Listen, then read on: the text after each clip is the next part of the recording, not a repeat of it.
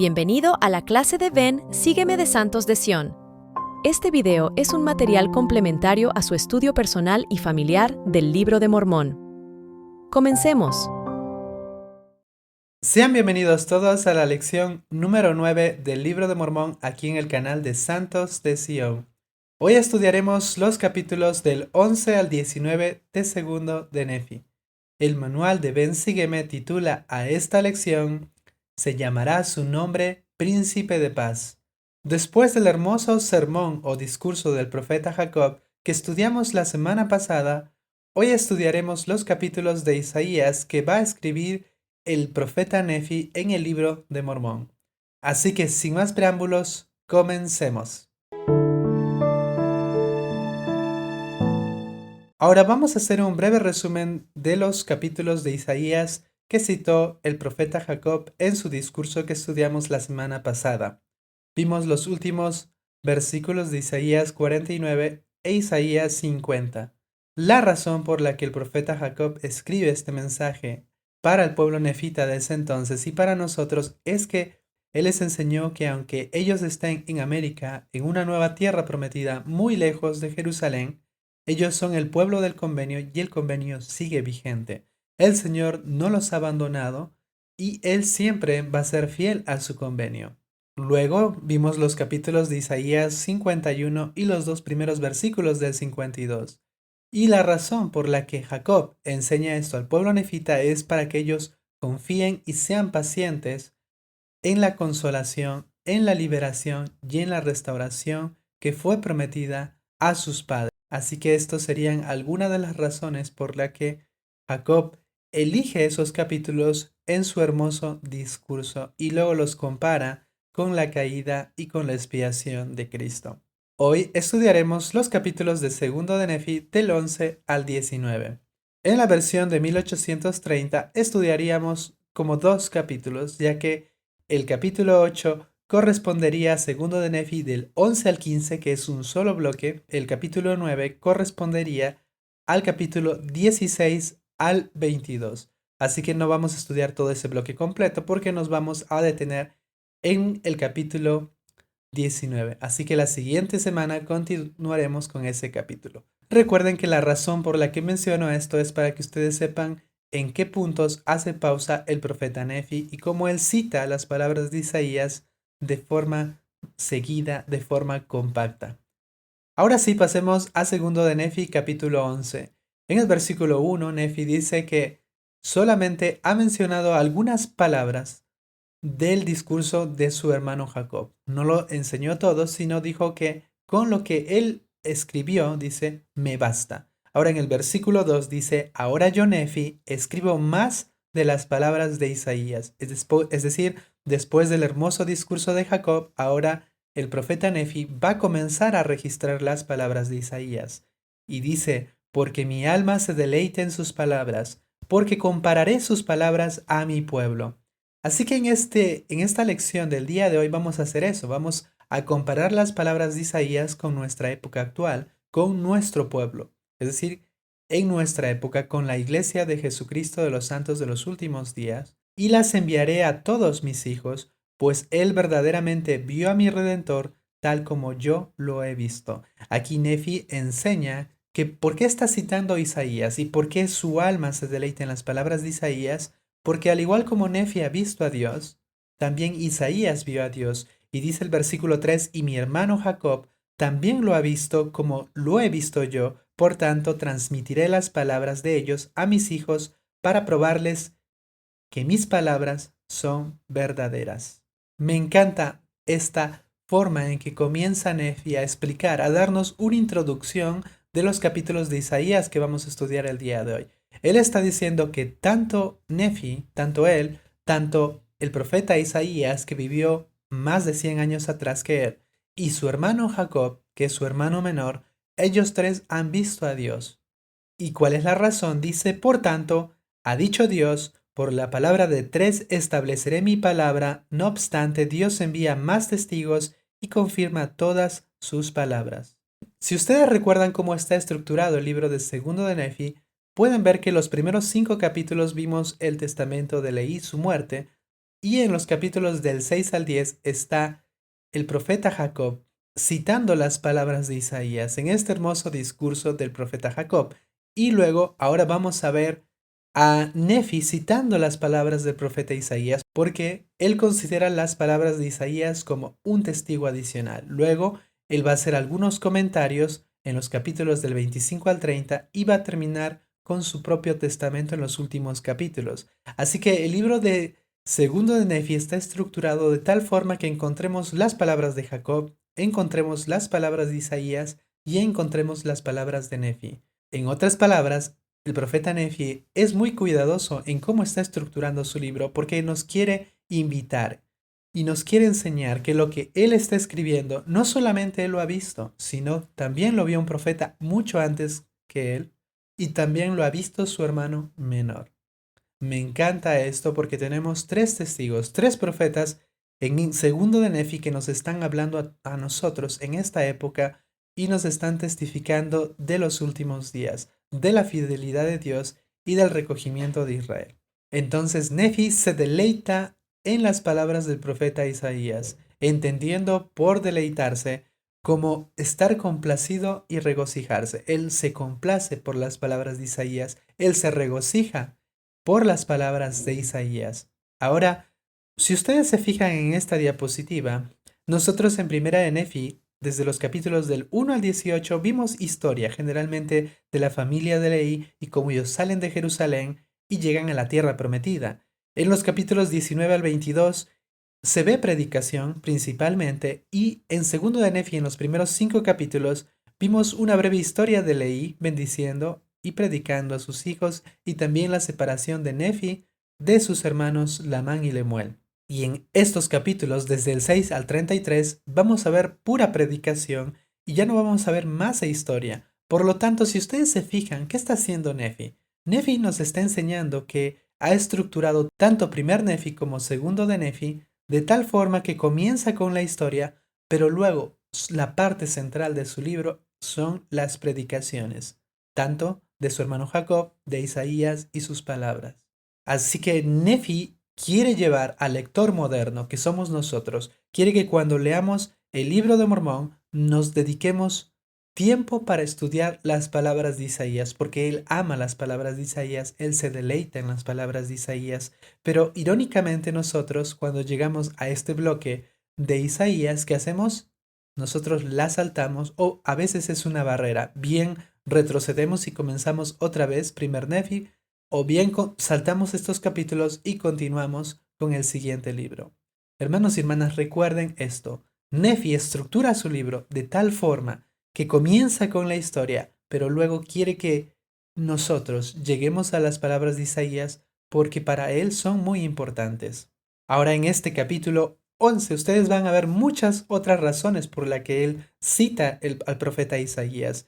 En el versículo 4 enseña que usa las palabras de Isaías para probar la venida de Cristo, porque dice, he aquí mi alma se deleita en comprobar a mi pueblo la verdad de la venida de Cristo. No es un sueño, no es una ilusión.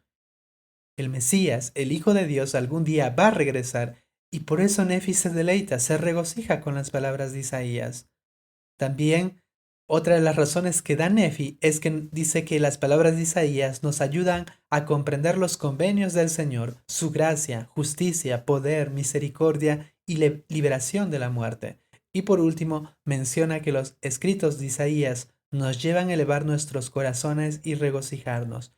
Ahora sí, antes de pasar al capítulo 12 de Segundo de Nefi, vamos a dar una breve introducción de las palabras de Isaías. Primero, Isaías es un libro poderoso, y espero que todos nosotros podamos apreciar las palabras de Isaías tal como lo aprecia el profeta Nefi. Ahora, debido al poder espiritual que emanan de los escritos de Isaías, no debemos desanimarnos cuando nos topamos con las palabras de Isaías y resulta difícil entenderlas. Debemos seguir adelante. Recordemos que cuando Cristo vino aquí a las Américas, Él dijo lo siguiente con respecto a las palabras de Isaías. Dijo, un mandamiento os doy de que escudriñéis estas cosas diligentemente, porque grandes son las palabras de Isaías. Hermanos, escudriñar diligentemente las palabras de Isaías es un mandamiento del Señor. No nos está sugiriendo a nosotros, no nos está diciendo si quieres léelo, si no, sáltatelos. El Señor nos ha dado un mandamiento a cada santo de los últimos días, a cada uno de nosotros que somos los lectores modernos del Libro de Mormón. Ese mandamiento es escudriñar diligentemente las palabras de Isaías, y esto es más que una lectura casual. Esto no es solamente leer y luego continuar, sino requiere diligencia, requiere meditación. Así que hermanos y hermanas, no se desanimen, sino que constantemente traten de regresar a las palabras de Isaías, porque es un mandamiento del Señor para todos nosotros. Ahora recuerden que el libro de Isaías, de forma simplificada, está dividido en dos. Los capítulos del 1 al 39 son los juicios de Dios, es decir, estos capítulos se centran en las consecuencias de abandonar nuestros convenios. Cuando el pueblo de Israel, cuando el pueblo de Judá se alejan de Dios, rompen los convenios, ¿qué pasa? Vamos a ver que el Señor permite que sean dispersados a través de las naciones, porque el Señor se vale de estas naciones para llevar a cabo sus juicios. Así que estos capítulos son invitaciones a arrepentirnos con respecto a los juicios de Dios. Luego, los capítulos del 40 al 66 son mensajes de restauración, de cómo Dios va a recoger al pueblo del convenio y de que Él va a cumplir algún día las promesas que ha hecho con la casa de Israel, que algún día vamos a ser restaurados y liberados por el Señor. Ahora, hermanos y hermanas, de forma personal, cada vez que nosotros pecamos, en cierta forma estamos siendo esparcidos, porque al romper los convenios que hemos hecho con el Señor, Él permite que Satanás nos lleve a un cautiverio espiritual. Sin embargo, cada vez que nos arrepentimos, en cierta medida estamos siendo recogidos, porque el Señor nos recibe en sus brazos. El Señor nos invita a venir a Cristo, así que el arrepentimiento es una señal de cómo el Señor nos va recogiendo de forma espiritual. Recuerden estas cosas al estudiar el profeta Isaías. Se pueden comparar a nuestra época, pero también podemos extraer una aplicación para nosotros, una aplicación personal. Voy a diferenciar estas palabras en esta lección. Comparar las escrituras al pueblo es comparar a nuestra época actual y sacar una aplicación de algún versículo es extraer un principio que nosotros podemos aplicarlo en nuestra vida de forma personal. Vamos a comenzar ahora a ver los capítulos que va a agregar el profeta Nefi, los capítulos de Isaías, porque Nefi estimaba las palabras de Isaías y es muy probable que Nefi estime las palabras de Isaías tal como nosotros ahora estimamos las palabras del profeta José Smith.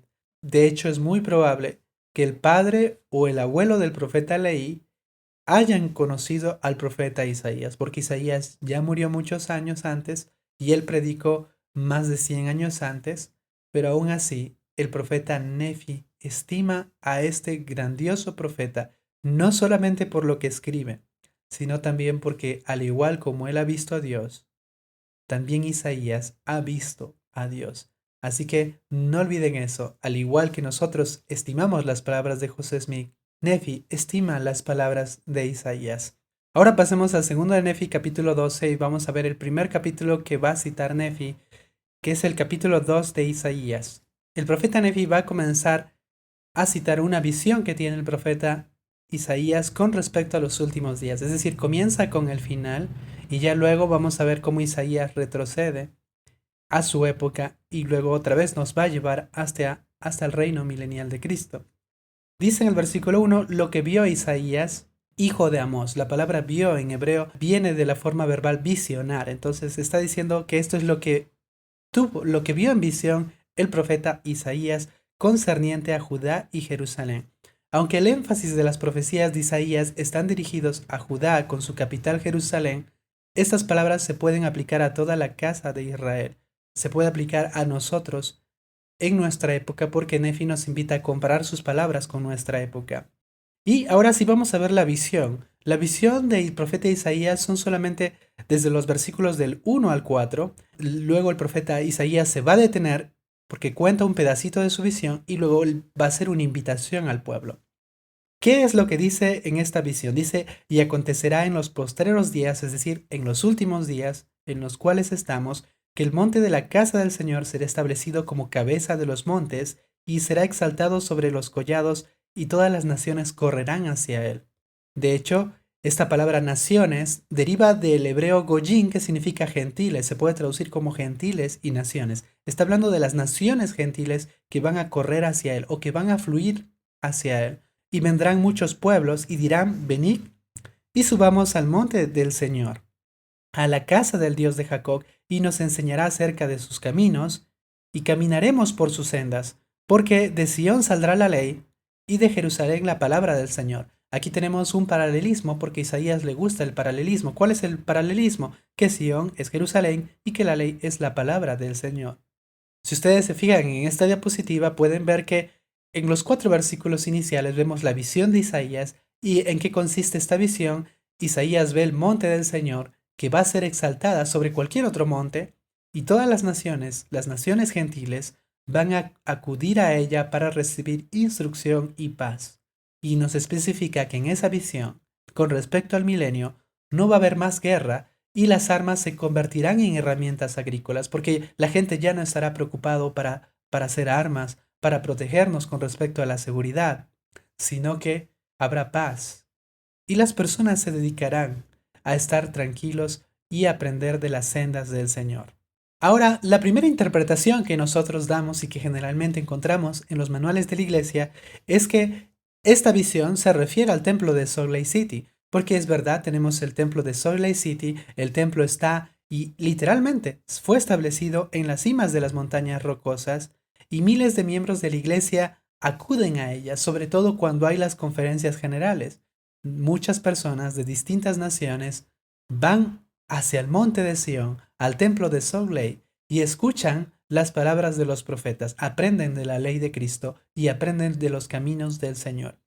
Así que esa es nuestra primera interpretación y la interpretación que generalmente damos. Pero Isaías es muy probable que no esté viendo el templo de Salt Lake City, o puede ser que lo está viendo, pero específicamente su visión se centra en el templo de Jerusalén.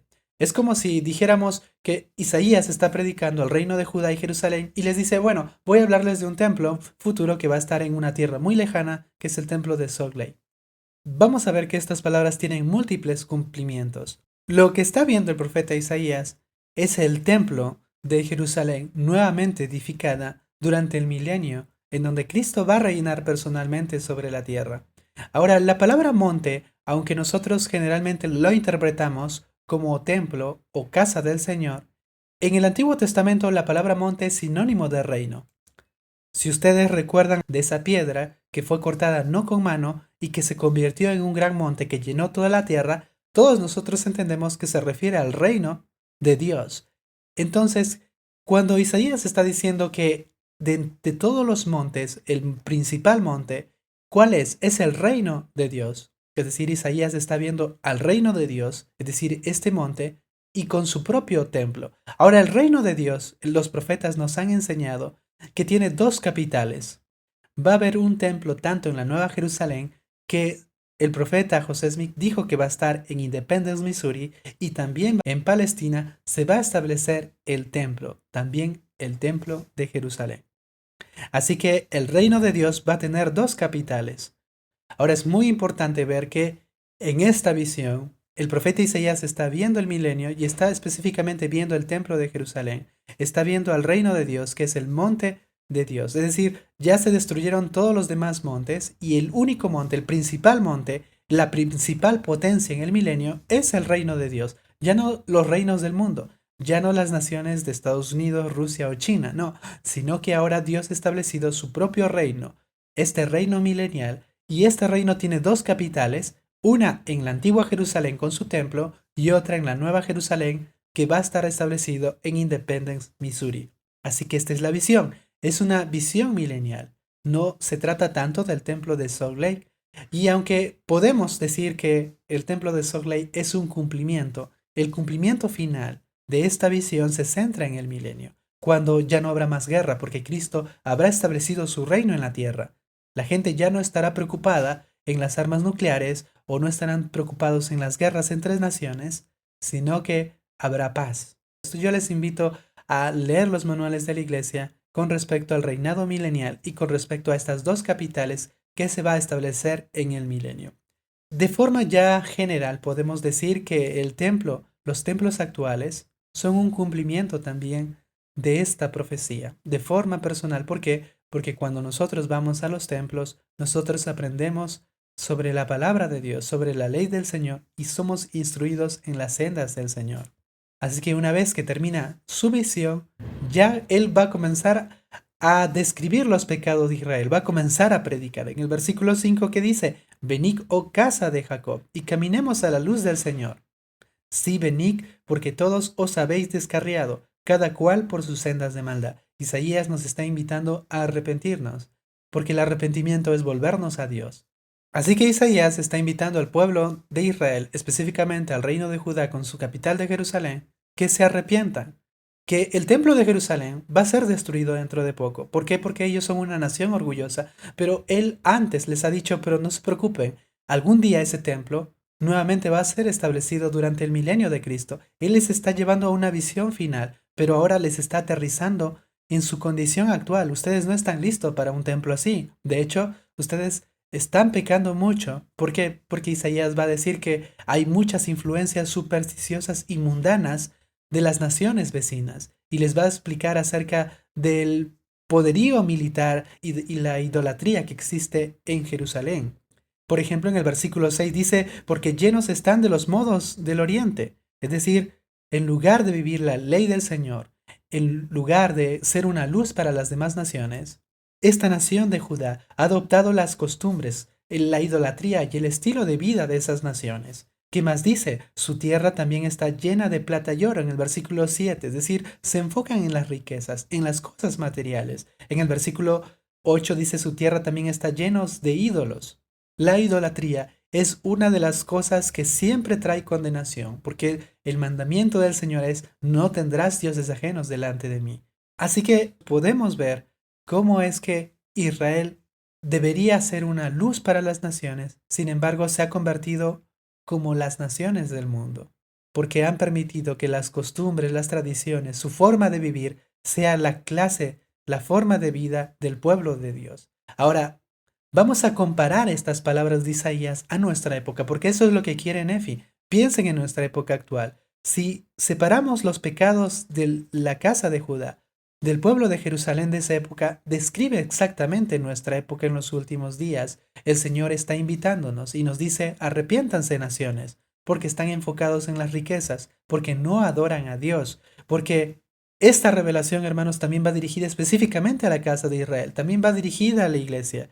A veces yo escucho a las personas que dicen, la iglesia va a cambiar, algún día va a permitir, por ejemplo, que los hombres se puedan casar entre sí, porque la gente piensa que a veces la iglesia tiene que adaptarse al mundo.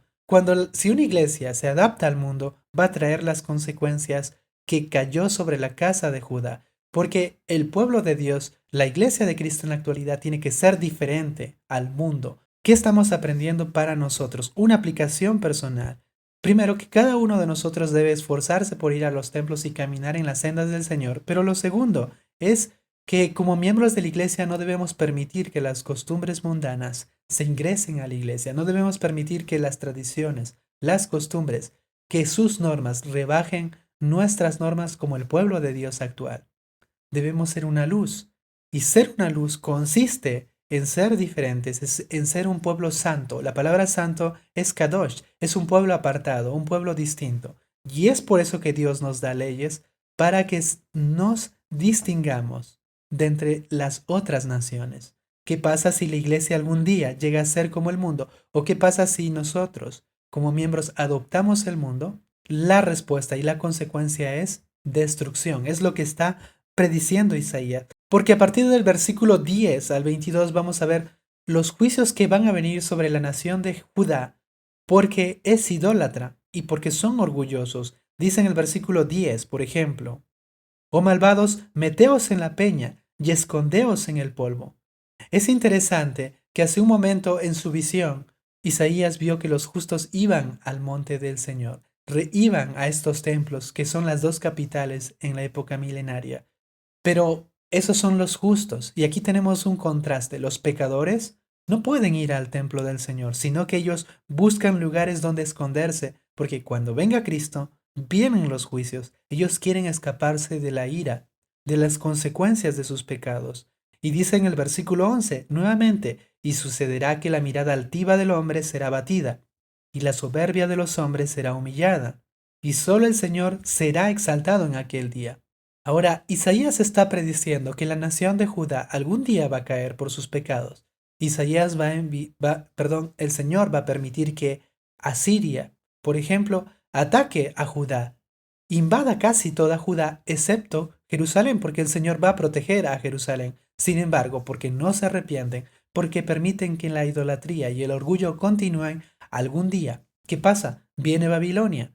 Nefi vio eso porque Nefi vivió en esa época, en estas épocas de deportaciones. ¿Y qué va a suceder luego? Jerusalén va a ser destruida, sus muros van a ser quemados y todos ellos van a ser llevados cautivos a Babilonia. Entonces aquí tenemos dos cumplimientos, porque así habla Isaías, un cumplimiento para su época y un cumplimiento para nuestros días. Ahora vamos a hacer esa comparación que quiere Nefi. Hermanos y hermanas, las naciones actuales se están alejando de Dios. La casa de Israel, la iglesia de Cristo, también se está alejando de Dios porque permite que el mundo, que sus costumbres ingresen a la iglesia. ¿Y cuáles son las consecuencias? Que algún día el Señor va a destruir a estas naciones, va a destruir al pueblo de Dios, aquellos que no son justos, y solamente va a proteger a las personas justos. Dice en el versículo 17, repite, y la altivez del hombre será batida, humillada será la soberbia de los hombres, y solo el Señor será ensalzado aquel día. Porque en los últimos días las personas querrán esconderse, pero no habrá dónde esconderse. Pero los justos, ¿a dónde irán? A los templos del Señor. Por eso que el Señor nos dice, en los últimos días, permanece en lugares santos, porque los lugares santos son los templos del Señor. Y no estén en el mundo, porque los que están en el mundo van a ser abatidos. Y Nefi les dice al pueblo, a ellos y a nosotros, arrepiéntanse porque nosotros podemos ser la siguiente nación que va a caer. ¿Por qué? Por su orgullo, porque permitimos que las costumbres, las tradiciones del mundo, las modas, la forma de vestir ingrese a nuestra vida espiritual.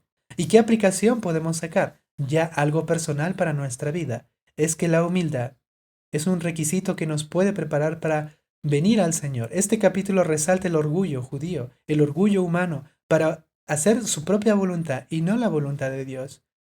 Y es por eso que el elder Henry B. Eyring dice, seamos humildes porque la humildad nos prepara para algún día gozar de la presencia de Dios o nos prepara para su segunda venida. Ahora pasemos al capítulo 13 porque Isaías va a comenzar nuevamente a invitarnos a arrepentirnos, porque si no, Dios va a retirar su protección.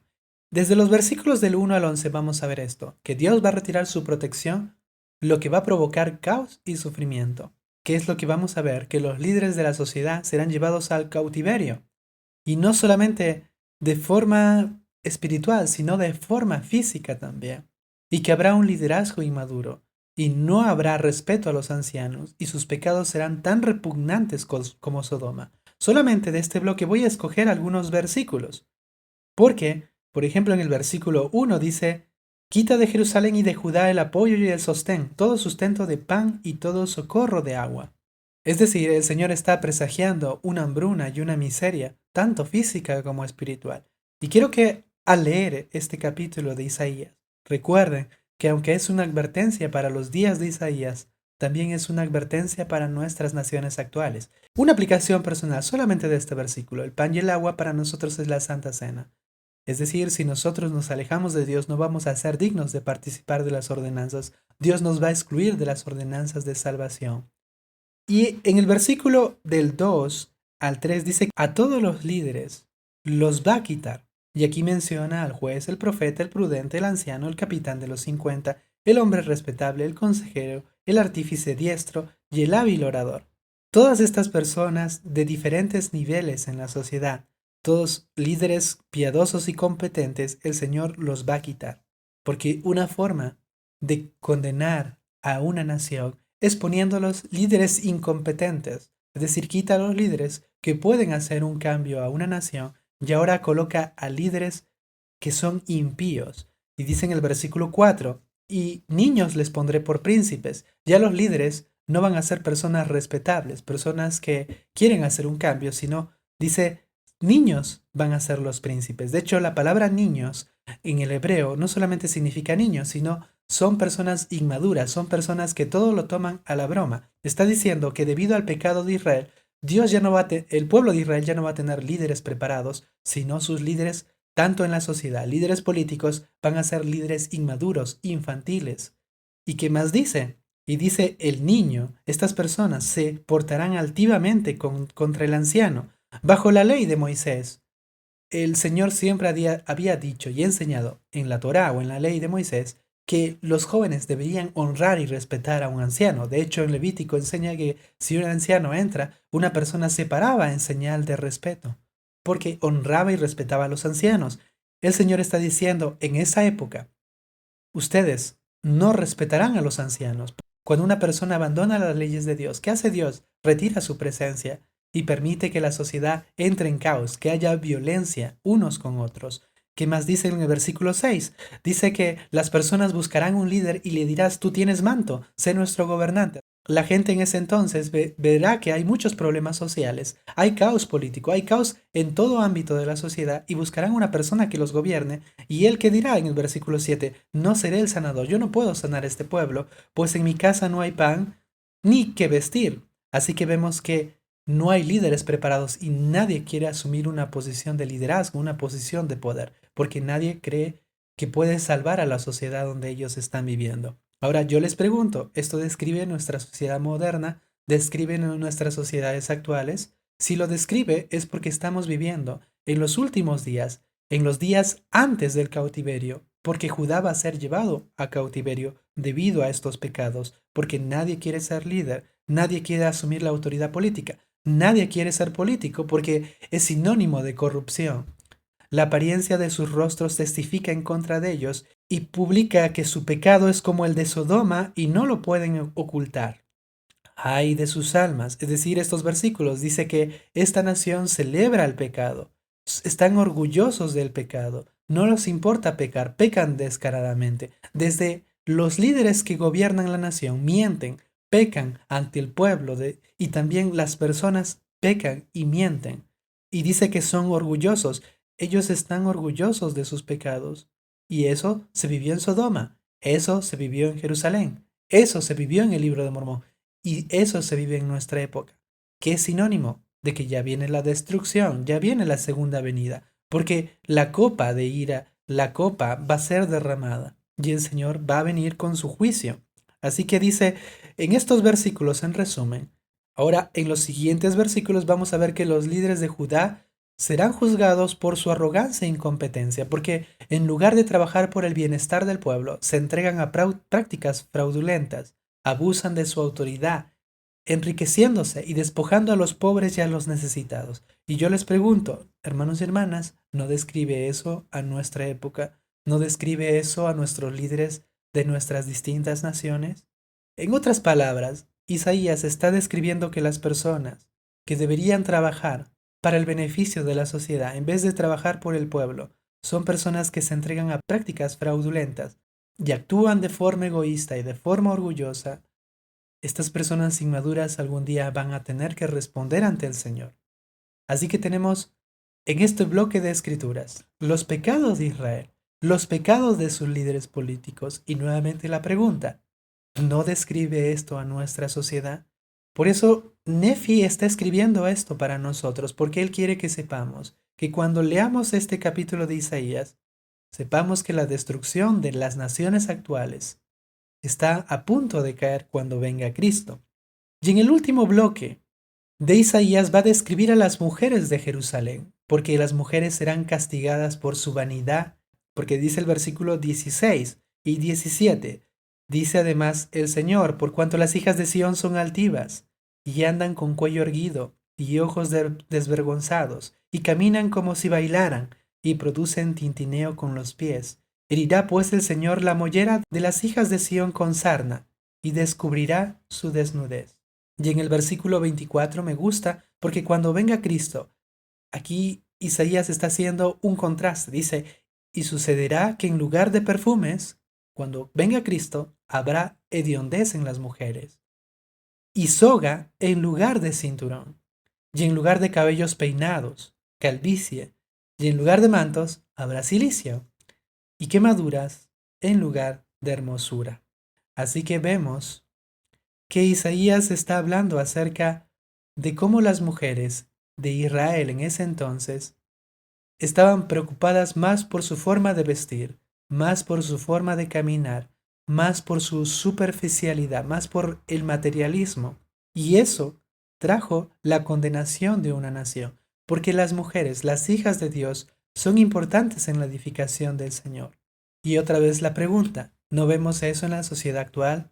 ¿No vemos inmodestia? ¿No vemos revistas o programas en donde resaltan solamente la superficialidad y la vanidad y el orgullo de las mujeres? Esto que está describiendo Isaías era lo que sucedía en Jerusalén y en Judá. Y la pregunta es, ¿no sucede eso en la actualidad? Ahora vamos a terminar porque este capítulo de Isaías, porque esto se va a cumplir. Primero con la casa de Israel que está en el norte, porque cuando venga a Siria y conquiste y lleve cautivo a las 10 tribus de Israel, a las mujeres se les quitará el cabello, sus ropas, sus ropas costosas ahora ya no serán costosas porque serán llevadas cautivas de la riqueza a la pobreza. Y para la casa de Judá se va a cumplir cuando Babilonia, en este momento, Nefi ya lo vio, Leí ya lo vio, Jacob ya lo vio, cuando ellos son llevados cautivos por Babilonia. Nefi sabe que ya se cumplió esto.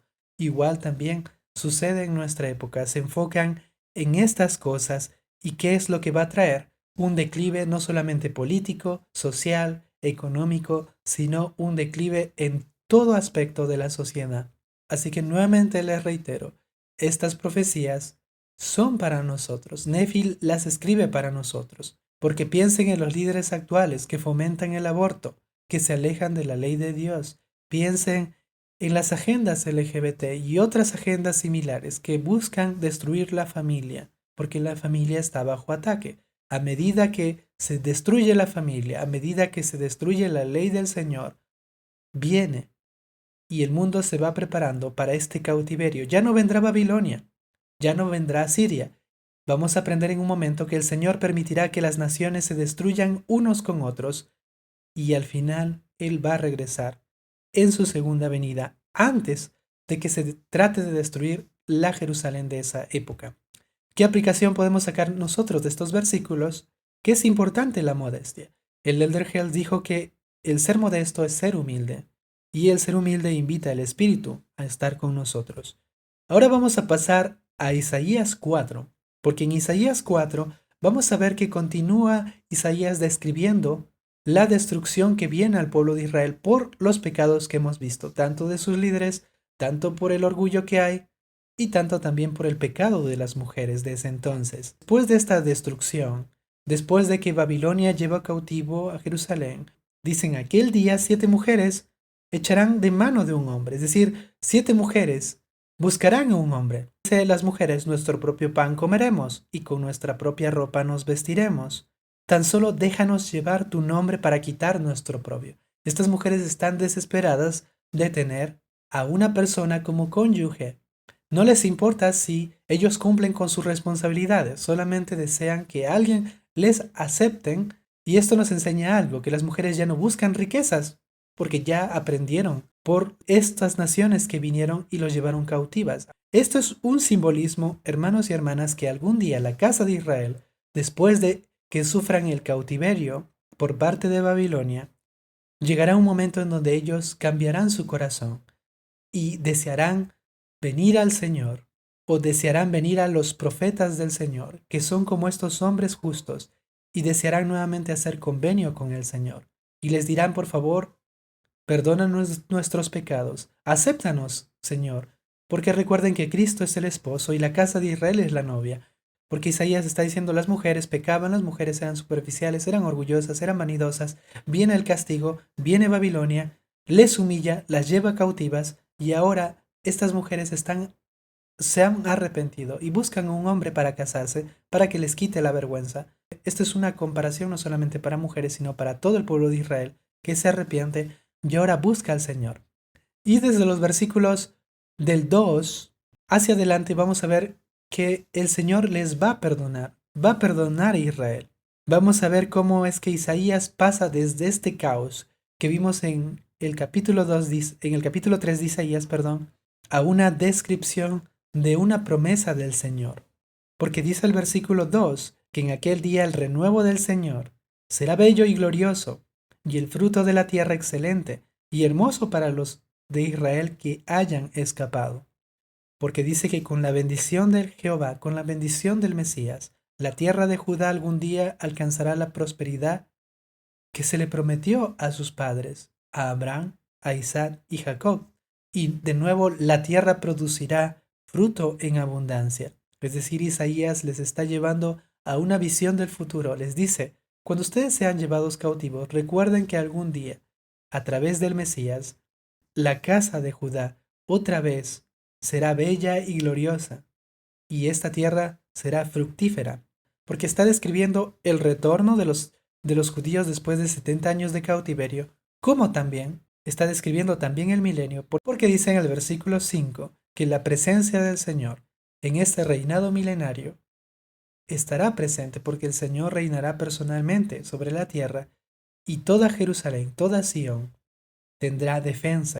Y ahora sí, viene Isaías 5. En este capítulo vamos a ver una parábola que va a contar el profeta Isaías. De hecho, es la única parábola que él cita en todos sus escritos. Y parece que Isaías lo canta, no sabemos si realmente lo cantó, pero esta es una canción. Es decir, en esta canción él va a contar una parábola. ¿Qué está diciendo Isaías en esta parábola? Que el Señor de la viña invierte tiempo, invierte energía y dinero, porque cercar y plantar vides no es algo fácil en el antiguo Israel, es algo difícil y es algo que conlleva tiempo. Y a pesar de que él hizo su esfuerzo, dice que el resultado fue uvas silvestres, es decir, uvas de mala calidad, uvas que no se pueden usar en el lagar. Entonces el Señor hace esta pregunta, porque el Señor nos está preguntando a las personas, al pueblo de Judá. Isaías está preguntando al pueblo de Judá, si ustedes fueran el señor de la viña, ¿qué harían? Juzguen. Todo el público les diría, destrúyela. Y eso es lo que va a hacer el Señor. El Señor dice, yo voy a quitar su vallado y voy a consumir y derribar toda esta viña. Isaías quiere que el pueblo de Judá sepa de que en realidad no estaba hablando solamente de una viña, sino que ellos son la viña, y que al igual como la viña produjo uvas silvestres, el pueblo de ese entonces, el pueblo del convenio está produciendo malos frutos, y por eso el Señor les va a llevar cautivos. Por eso va a enviar a Babilonia que los lleve cautivos. Y en el versículo 7 dice, porque la viña del Señor de los ejércitos es la casa de Israel. Aquí ya Isaías está haciendo la interpretación de la parábola que contó. Y los hombres de Judá son su planta deleitosa. Y él esperaba justicia, y he aquí vileza, rectitud, y he aquí clamor. Es decir, él esperaba justicia y tenemos personas y hombres viles. Nefi está viviendo en la época en donde se están cumpliendo las palabras de Isaías. Pero ¿para qué la cita para nosotros? Porque Nefi nos está diciendo que esto que sucedió con el pueblo de Judá y Jerusalén nuevamente se va a repetir para nuestra época.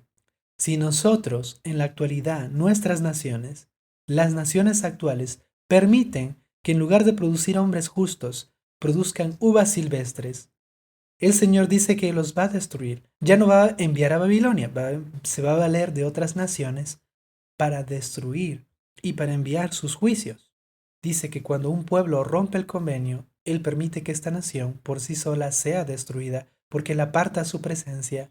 Ellos crean sus propias leyes, ellos viven en orgullo, ellos producen malos frutos y están prestas para la destrucción.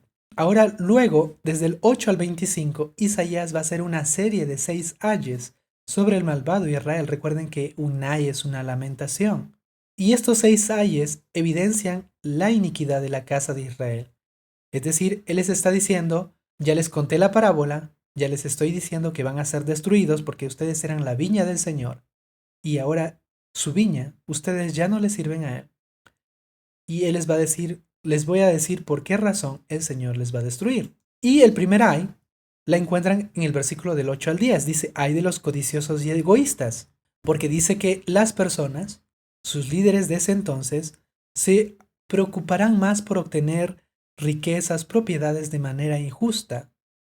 Y yo les pregunto, ¿eso no sucede actualmente? ¿No vemos a los líderes de nuestras naciones buscando riquezas, enriqueciéndose, teniendo casas, departamentos? Eso es lo que está diciendo aquí Isaías, sin importar el bienestar de los demás, y dejan poco a los pobres.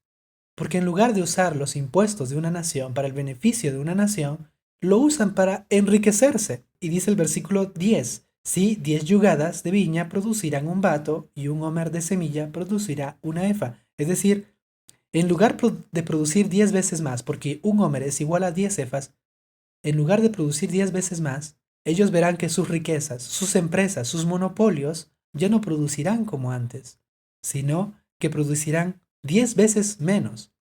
Y esto es un ejemplo, porque la casa de Israel no estaba pagando su diezmo. El Señor le está diciendo, por no pagar el diezmo, en lugar de recibir 10 veces más, van a recibir 10 veces menos. Y esa es una aplicación para nosotros. Si no confiamos en el Señor y nos preocupamos por las riquezas, dice, va a haber destrucción. Luego viene el versículo del 11 al 17, el segundo ay. Dice, ay de los borrachos. Dice que el pueblo de Israel era un pueblo fiestero. Era un pueblo que se entregaba a bebidas y esperaban la noche e ignoraban sus responsabilidades sociales y la justicia. Y yo les pregunto, ¿no describe esa nuestra época actual? Dice el versículo del 18 al 19, el tercer ay. Hay de los que pecan con confianza y sin remordimiento, porque ellos están tan atados al pecado, dice, como los animales de tiro a las carretas. Ellos no pueden separarse del pecado. Y dice, y no solamente eso, dice que se burlan y se mofan de la venida y los juicios del Señor. Ellos dicen, ¿cómo creen ustedes? ¿Cómo creen Isaías que algún día esta nación de Judá, este templo del Señor va a ser destruido?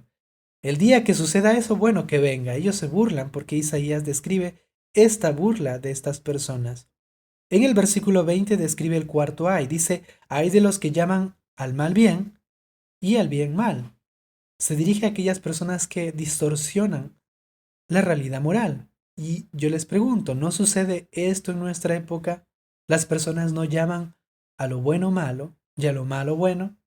Y en el versículo 5, perdón, en el versículo 21 dice el quinto ay. Ay de los que se creen sabios y astutos. Se dirige específicamente a aquellos que se jactan de su propia sabiduría e inteligencia e ignoran la sabiduría de Dios. Recuerden que la sabiduría de estos hombres no es sabiduría. En el versículo 22 al 23 se describe el sexto ay de los que practican injusticia.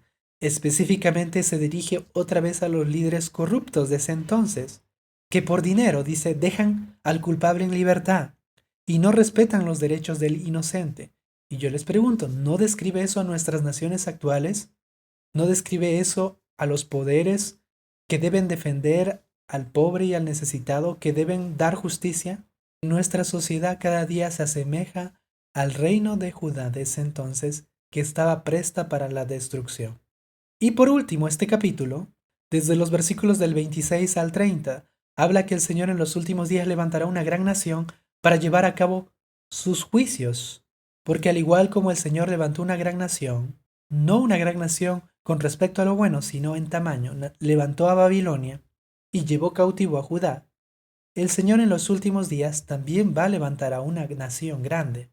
Aquí vemos dos cumplimientos, una en el futuro, en nuestros días, que ya se va a cumplir algún día, porque nuestra sociedad actual describe los días de Isaías. Pero también se cumplió cuando Babilonia llevó cautivo a Jerusalén. Por eso estamos haciendo esta comparación, porque Nefi quiere que comparemos las profecías de Isaías a nuestra época.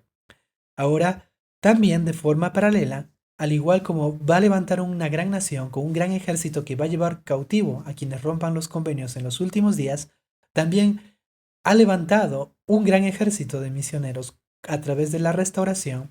Se levantó este estandarte que Isaías dijo, que Dios levantaría un estandarte para llevar a cabo el recogimiento en los últimos días. De forma paralela, como va a levantar una nación para llevar cautivo a los que rompen los convenios, también el Señor ha levantado la Iglesia y el Evangelio de Cristo con un ejército de misioneros para llevar a cabo de forma paralela un recogimiento de los justos. Y por último, que si nosotros no damos frutos dignos de arrepentimiento, si no cumplimos con nuestros convenios, vamos a ser como una uva silvestre que va a ser quemada, que va a ser desechada por el Señor.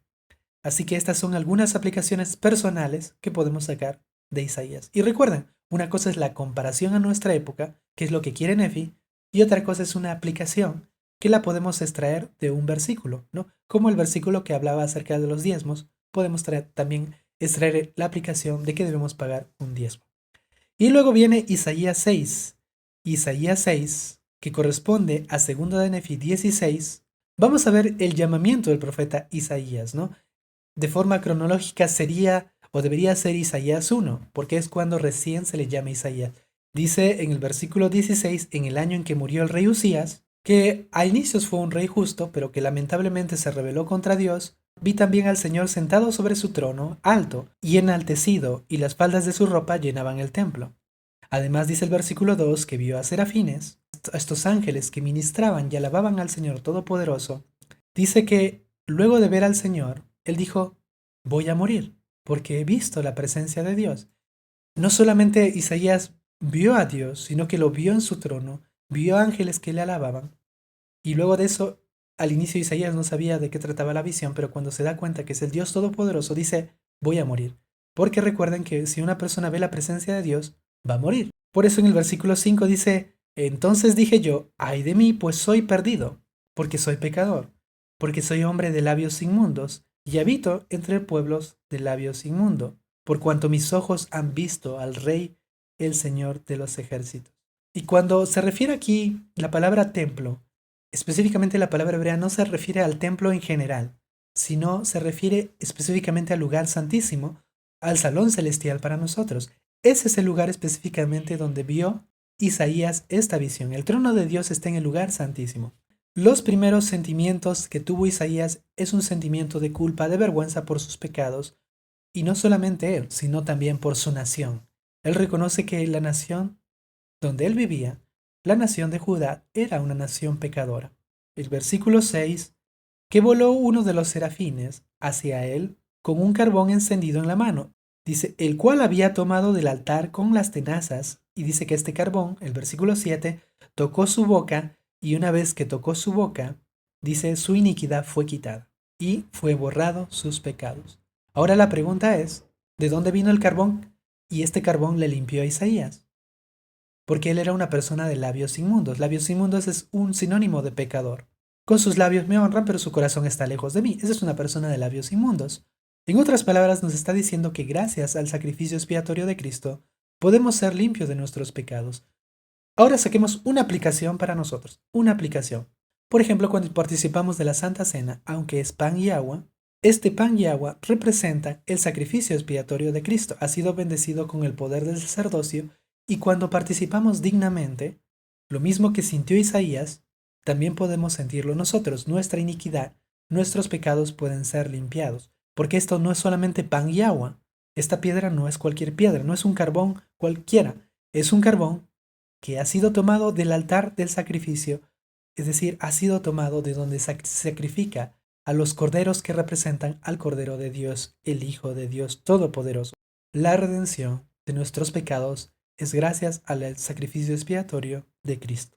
Así que luego viene una pregunta, porque el Señor dice, ¿a quién enviaré? ¿Y quién irá por nosotros? Es decir, el Señor ahora está diciendo, ¿a quién voy a enviar para que predique Israel? A la casa de Judá. Isaías dice que él contesta, heme aquí, envíame a mí. Isaías, de forma paralela, está siendo como Jesucristo en la vida premortal. Jesucristo, cuando el Señor presentó el plan, él dijo, he aquí, envíame a mí. Y yo voy a hacer tu voluntad. Igual Isaías. Isaías es un modelo o un tipo de Cristo o una sombra de Cristo, porque cuando ve esta visión y recibe el perdón de sus pecados, lo primero que él desea es, yo quiero ser un profeta tuyo, yo quiero predicar el evangelio. Es como si nosotros aceptáramos la invitación del presidente Nelson actualmente de participar en el recogimiento de Israel, porque él dice que no hay algo más importante y de mayor trascendencia que se esté llevando a cabo en este momento. Así que nosotros debemos ser, en cierta forma, como Isaías, estar dispuestos a ayudar a recoger a Israel. A partir del versículo 9 hasta el final vamos a ver el mensaje que él va a tener que llevar. El mensaje de Isaías se centra más que todo en un mensaje de juicio que va a venir sobre la nación de Judá y sobre la nación de Israel si ellos no se arrepienten. Sin embargo, también hay un mensaje de esperanza al final, que el Señor no va a destruirlos completamente, sino que siempre va a preservar un remanente para Él. Un remanente, porque Él es fiel a sus convenios de que Él va a preservar, de que Él va a tener paciencia con el pueblo de Israel si es que ellos se arrepienten. Así que este es el llamamiento del profeta Isaías. Como les digo, cronológicamente debería ir al inicio, debe ser Isaías 0 o Isaías 1, pero Isaías lo coloca en el capítulo 6 o está colocado en medio, después de sus invitaciones a la nación de Israel y al pueblo de Judá a que se arrepientan y a que vuelvan al Señor, porque lamentablemente hay juicios condenatorios sobre ellos. ¿Qué aplicación podemos extraer de esta escritura, de esta visión? Primero, la importancia de aceptar nuestros llamamientos, la importancia de participar en la obra del recogimiento, la importancia de decir como Isaías, heme aquí, aquí estoy listo, mándame a mí, la importancia de servir en la obra del Señor. Así que vamos a pasar ahora a Isaías 7. Pero para entender Isaías 7, ya que esta es una profecía en donde hay mucho contexto histórico, porque vamos a ver a personajes, vamos a ver ciudades, quiero que ustedes vean este mapa. Este mapa es un antecedente histórico más o menos de lo que está sucediendo. Tenemos al reino del sur, Judá, con su capital Jerusalén, también llamado Sión, y la principal tribu en este caso es Judá.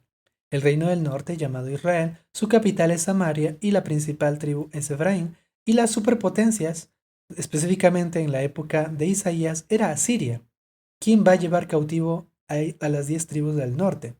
Sin embargo, más adelante, dice Isaías que se va a levantar la nación, o en este caso el imperio de Babilonia, que va a llevar cautivo a Judá, es decir, se va a producir el famoso exilio. Y después de 70 años el Señor va a levantar al imperio persa que les va a permitir a través del rey Ciro regresar a la tierra de Jerusalén. Ahora, ¿quiénes eran los reyes que vamos a ver? El rey de Jerusalén, el del reino del Judá, era Acaz. Y el rey de Damasco, o de la nación de Siria, era Resín. Y el rey de Israel, que tenía su capital Samaria, era el rey Peca. Estos personajes los vamos a ver en el mensaje de Isaías 7. Los antecedentes que podemos decir es que Israel formó una alianza con Siria, es decir, el reino del norte formó una alianza con Siria, ya que el imperio asirio comenzaba a crecer. El imperio asirio tenía su capital en Nínive y el imperio comenzó a engrandecer su territorio. Así que cuando el reino del norte ve que Asiria ya está llegando a su territorio, hace una alianza con la nación de Siria para protegerse de los asirios, porque Siria no es lo mismo que Asiria. Entonces, Judá, el reino de Judá, es invitado a esta alianza, pero Judá no acepta esta alianza, no decide unirse a esta alianza, y debido a eso, tanto el rey de Siria como el rey de Israel quieren quitar al rey Acaz y poner a un rey en lugar del rey Acaz, así unificar la nación de Israel con la nación de Judá y unirse al imperio de Siria. Así que vemos que aquí el antecedente histórico son alianzas políticas para proteger a la nación de Israel y a la nación de Judá contra la invasión del imperio asirio. En el versículo 1 dice que nos comienza presentando las figuras políticas, ¿no? Nos presenta a los tres reyes, Acaz, Resín y Peca. En el versículo 2 dice que fue dado aviso a la casa de David que el reino del norte había hecho alianza con el reino de Siria, así que el reino de Judá comenzó a temblar, sintieron miedo porque ellos sabían que esta alianza podía hacer que ellos vengan y destruyan el reino de Judá. Isaías hace una comparación, dice que el temor que sintieron en su corazón era similar a los árboles del bosque cuando son sacudidas con el viento, ¿no? Cuando un viento fuerte viene a un árbol, las hojas tiemblan. Así tembló el reino de Judá cuando se enteran de que el reino del norte ha hecho una alianza con con el reino de Siria. Vamos a ver aquí dos mensajes que se mandan al rey Acaz. El primer mensaje del rey Acaz es desde los versículos del 1 al 9 y el segundo mensaje es desde el versículo del 10 al 20. El primer mensaje dice que se le da, y ustedes ya lo pueden leer, dice que se le manda a Isaías y a su hijo que deben asegurar a Acaz que no debe tener miedo. Es decir, la nación de Judá con su capital Jerusalén no deben tener miedo porque Dios los va a proteger de sus enemigos. Dice que Isaías le da este mensaje, va con su hijo, van a ver al rey de Acaz, lo encuentran en un lugar donde se lavaba ropa, en ese entonces llamado el campo de lavador, y le dicen, dice el Señor, es decir, Jehová, que por favor no temas, rey Acaz, no temas la alianza. Ahora, ustedes se preguntarán, pero ¿por qué Isaías tuvo que llevar a su hijo? ¿Cuál era la razón? Porque el nombre de su hijo significa el remanente regresará. Le está diciendo al rey Acaz, no temas esta alianza, porque este reino va a ser destruido, y al igual como yo traje a mi hijo, de esa forma algún día el Señor va a traer a un remanente de la casa de Israel. ¿Acaz va a seguir el consejo del Señor? Aquí viene el segundo mensaje del rey Acaz. Así que el Señor le está diciendo, por favor, Acaz, pruébame, confía en mí, pídeme una señal y yo te lo voy a dar. Pero Acaz es tan temeroso. Acaz no confía en el Señor. ¿Y qué es lo que hace? Lamentablemente Acaz no sigue el consejo del Señor. Con el imperio asirio va a ser una alianza. Y el Señor, al ver su falta de confianza de Acaz, dice, bueno, tú no quisiste una señal, pero aún así yo te voy a dar una señal.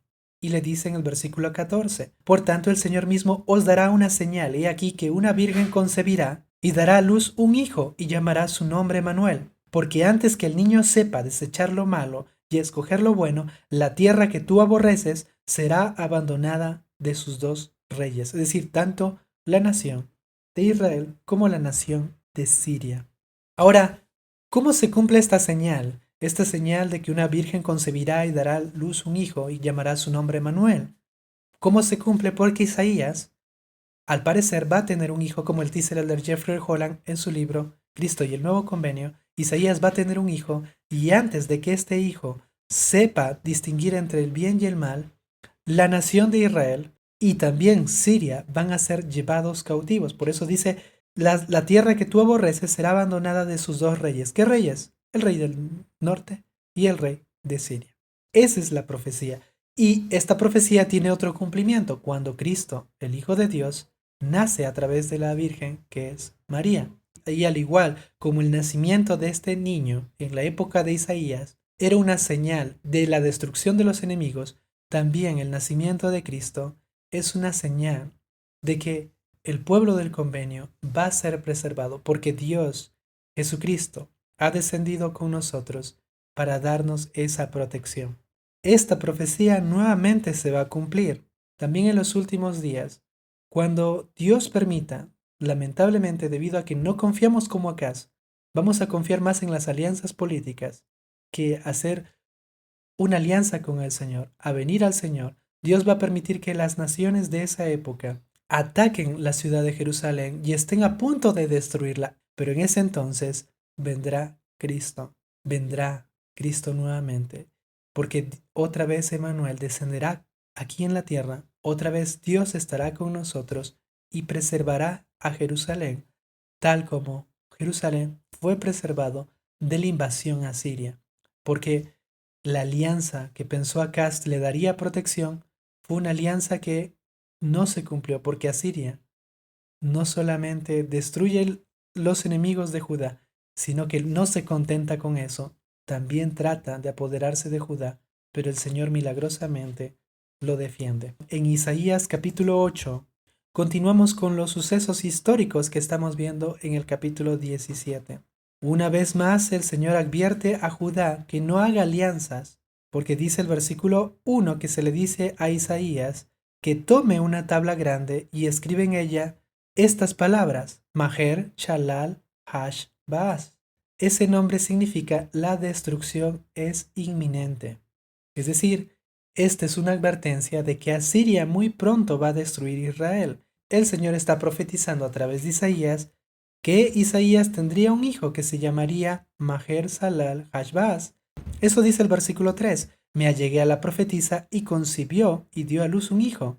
Entonces me dijo el Señor, llámalo Maher Shalal Hash Baz, pues he aquí antes que el niño sepa decir Padre mío y Madre mía, serán quitadas las riquezas de Damasco, Damasco la capital de Siria, y el despojo de Samaria, es decir, la capital del reino del norte o de Israel, delante del rey de Asiria.